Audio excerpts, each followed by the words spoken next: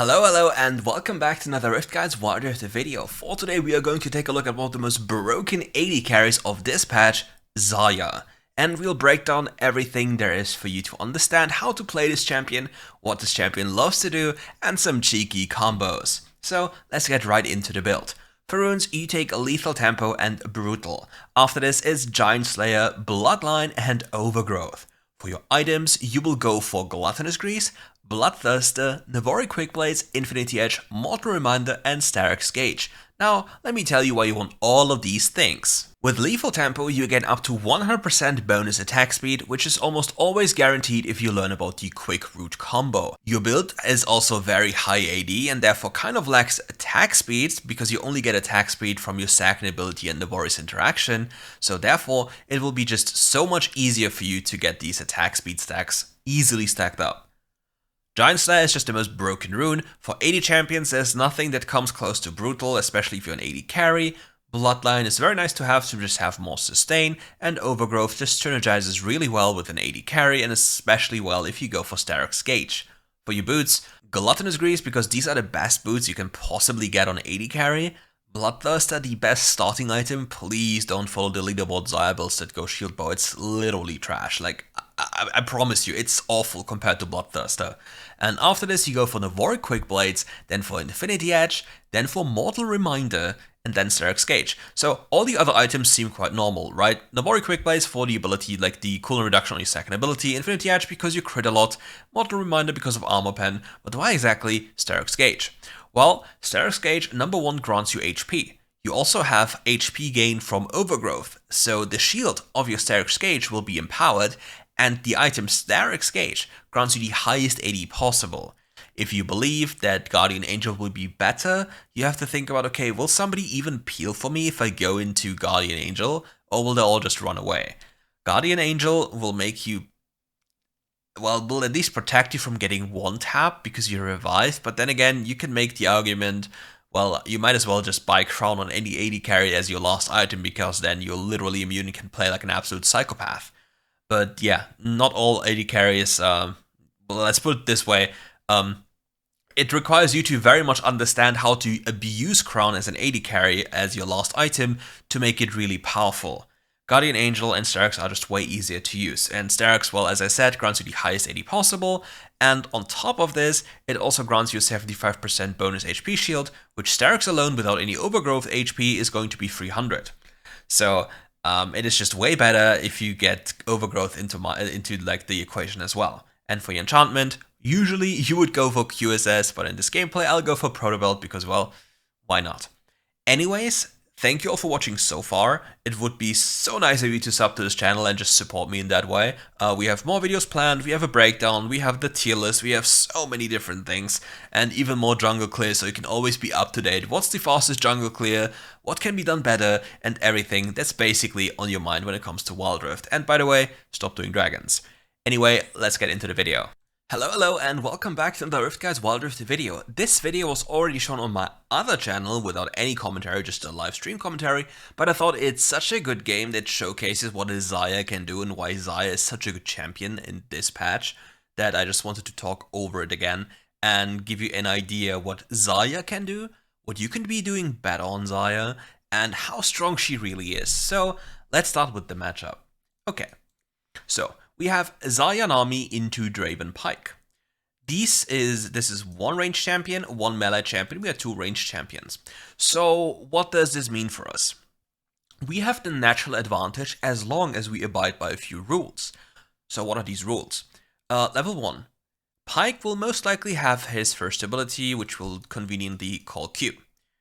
This one can't be thrown through minions. Therefore, if it can't be thrown through minions, we hide behind minions and poke the enemy with our ranged advantage. Once his hook is on cooldown, we then go in for a deeper trade or like an all-in situation, depending on how much damage we're able to do. Second part, level 2.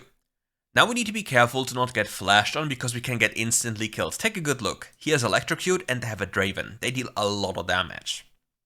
Level 3, the same principle applies, all the way until level 5. Level 5 is a scary time. If we get tagged by Pike using ER, like the super nice combo, which I'll be talking about in a Pike video, You have no counterplay unless you are, well, literally fake on 1 millisecond reaction time. You get absolutely blasted into Narnia. There's just too much damage, way too fast.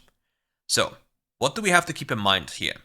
We don't want to all-in level 1 unless we deal a lot of extra damage to the enemy champions.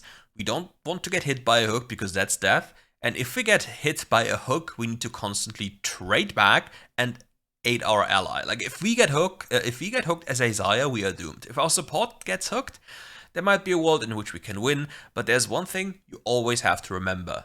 A Pyke is way tankier than he looks like because of grey health. If there are 2 people around him, 2 enemy champions, he will get his grey health. Means you only basically you only deal 50% of your damage to him in a sense of like a real damage, because the other half he'll be healing up anyway.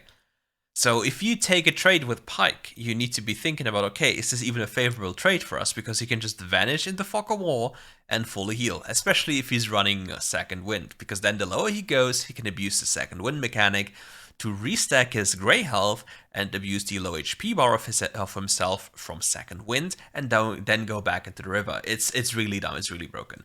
Anyways, let's take a good look at the game.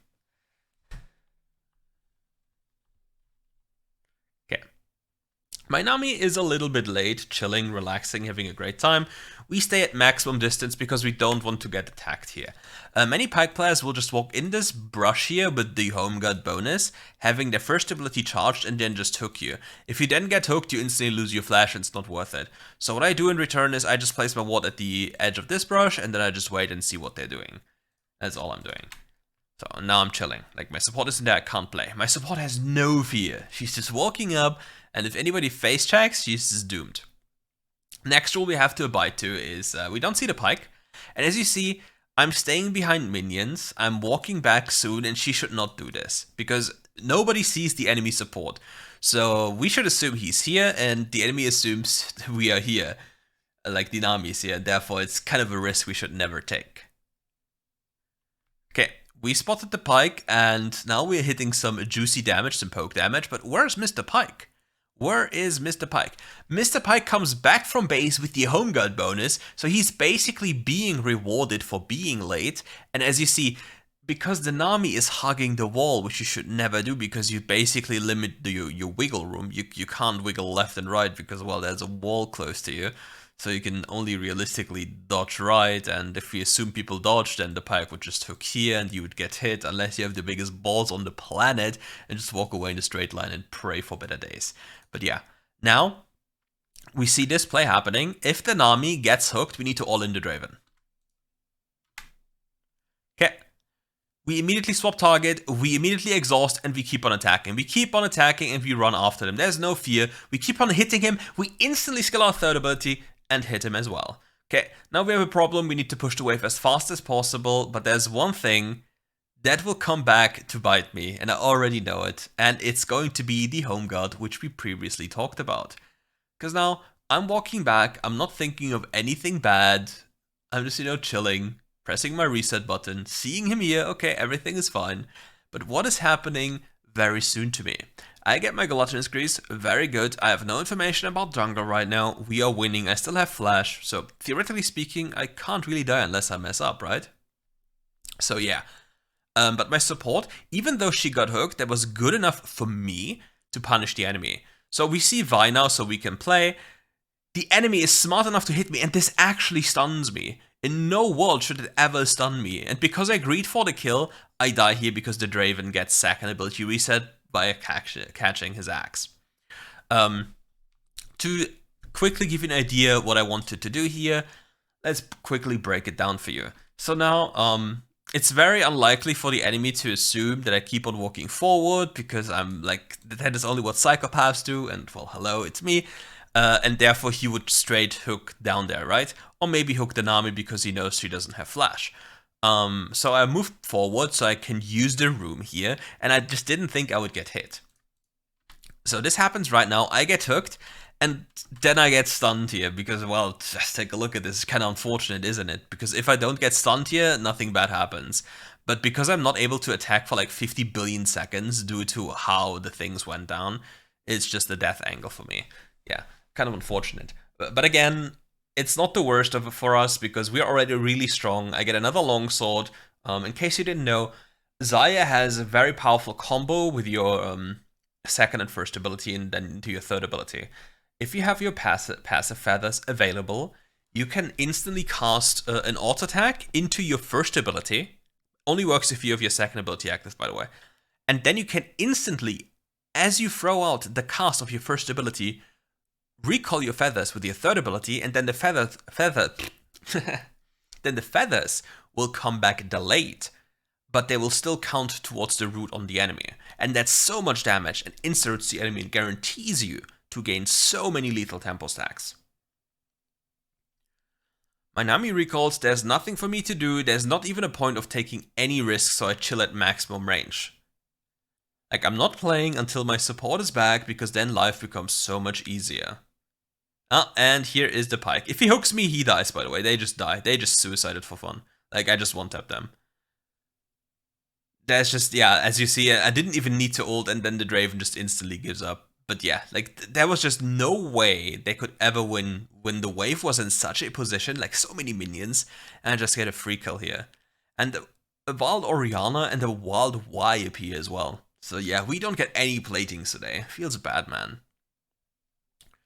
As you see, Xayah's burst damage is obscene, and especially with the new BT, it is just unfair. It is just unholy how much damage you deal. It's just, like, in the past, BT was already the best item, and now people are building shield bow for whatever reason. Like, imagine this. You build shield bow. Shield bow has the same attack speed as BT once you fulfill its conditions, but you lose on completion, which is around like level 6, level 7, where you complete BT, more than 31, 32 AD. That is nearly double the damage, double the AD of a shield bow. And yeah, the Draven walks up to Xayah feathers, instantly gets blasted, and yeah, his life isn't fun. Like, yeah, the Draven is tilted, and even if the pike does something funny now, he instantly dies. We get this, but I keep my feathers. I don't know where anyone is right now. Yeah, and there she is. He is very brave for doing this, because yeah, and I need to just place my feathers accordingly. Like, even if I see the pike going forward, I want to use my Q in a way that I can utilize it for another. Because if you play Xayah, you really have to understand that the enemy needs to space accordingly. And if they make a mistake, and you can use your feathers to your advantage. Like right here, I should never use my third ability. But here, I just stay as patient as possible to then turn around and then grab the free kills. Maybe even get the Draven, but no, my Nami is smurfing it. I played this very bad personally, but as you see, Xayah is so powerful. And now we don't greed for platings because, as per usual, the enemy is rotating to stop me from getting plates. But my Nami is a blessing this game. An absolute love. And yeah, I'm beyond crazy fed, and I'm on my way to my Navori Quick Blades. So I have a super high AD build, and if anyone ever gets close to me, I literally delete them. Like, I'm so strong right now, there is no way in hell I ever lose a 1v1. If, like, even 2v1, I just stomp them unless I get CC chained. Which, at the moment, is a danger. Like you see, I don't have flash, I don't have exhaust, I don't have ult, so I go to Gromp. I don't do anything else because my job is to get as much gold as possible. I don't want to give the enemy free resources with the tower platings, so I just focus on getting jungle camps while my jungle is occupied, or was occupied, with the Herald. There's just no point for me to even go there. Now I need to wait for my third ability to be up again, then I can walk up. My third ability comes up again, I can now finally walk up. If they choose to fight me, they'll just die, but I'm just playing it safe. There's no reason for me to risk it in any way. Now I have my ultimate ability again, and now I could play if I wanted to.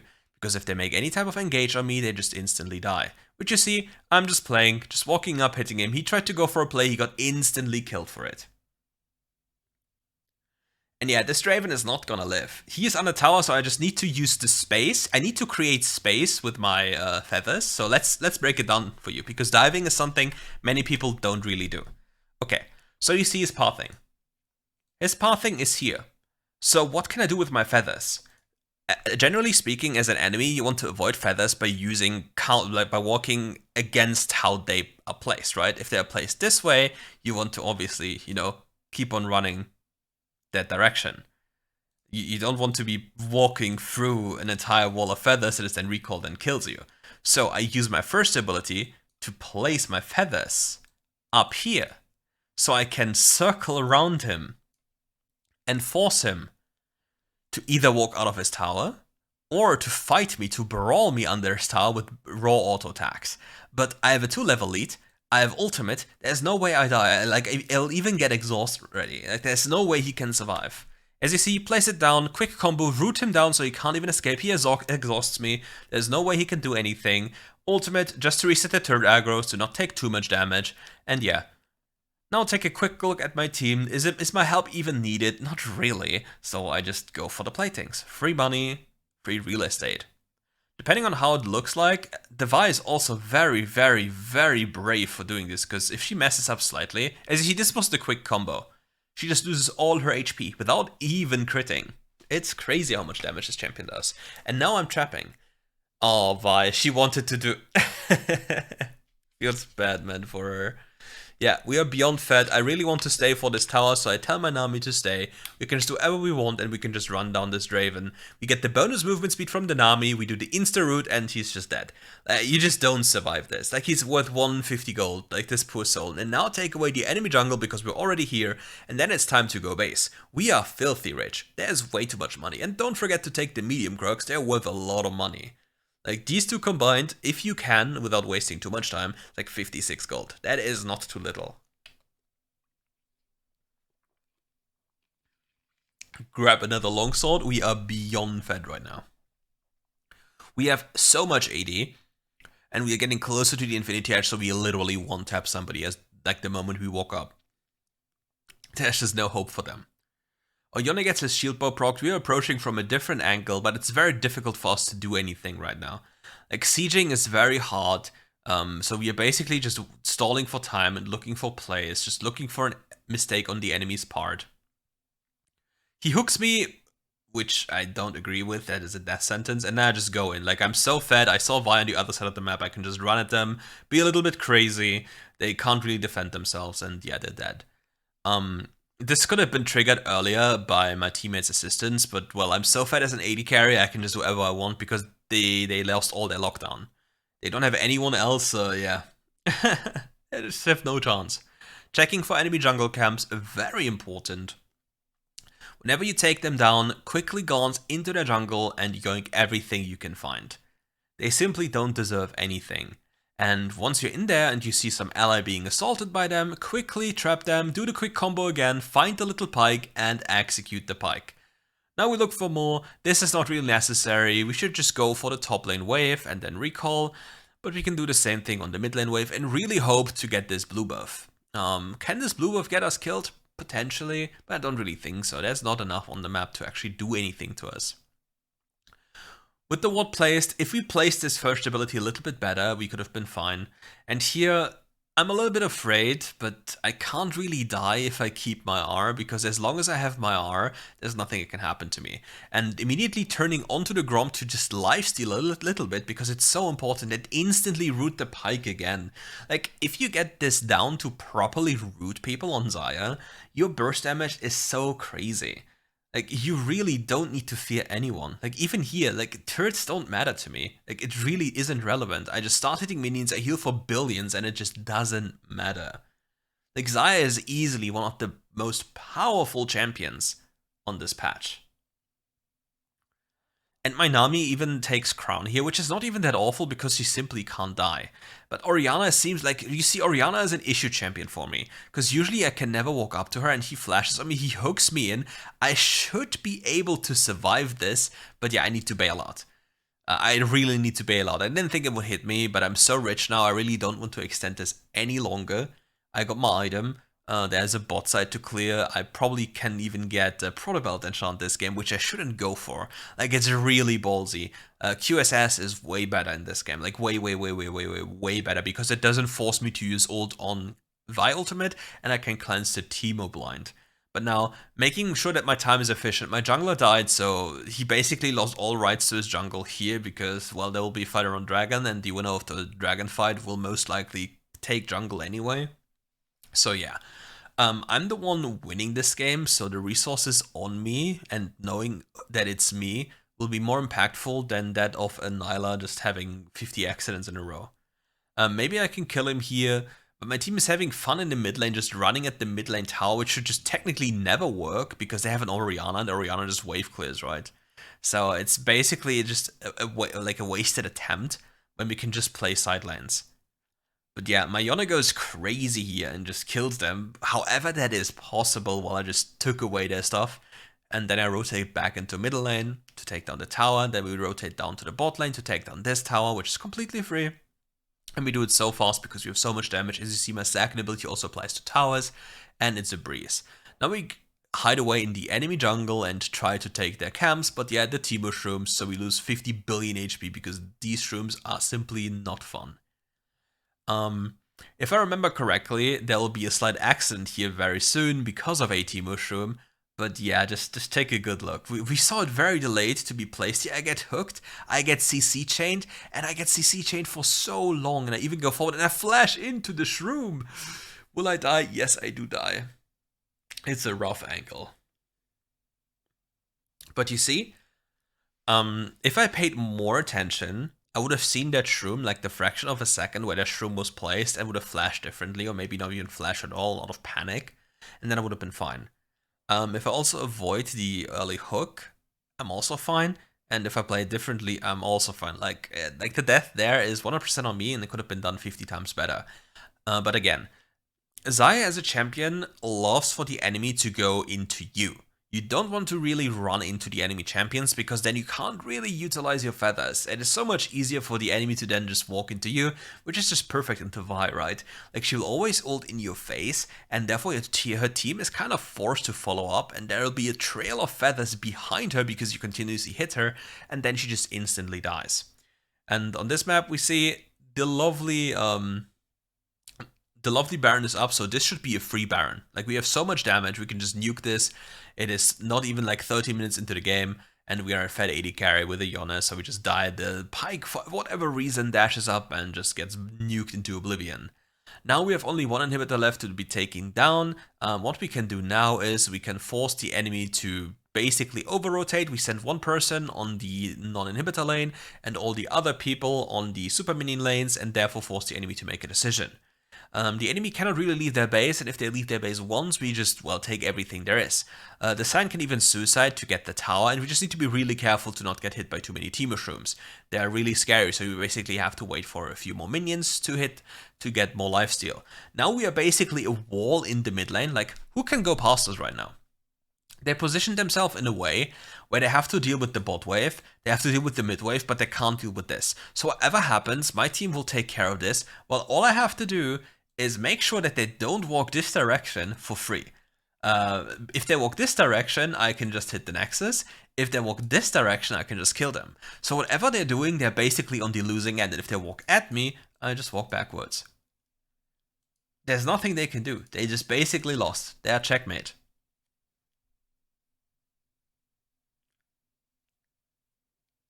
If only I had quick QSS, right?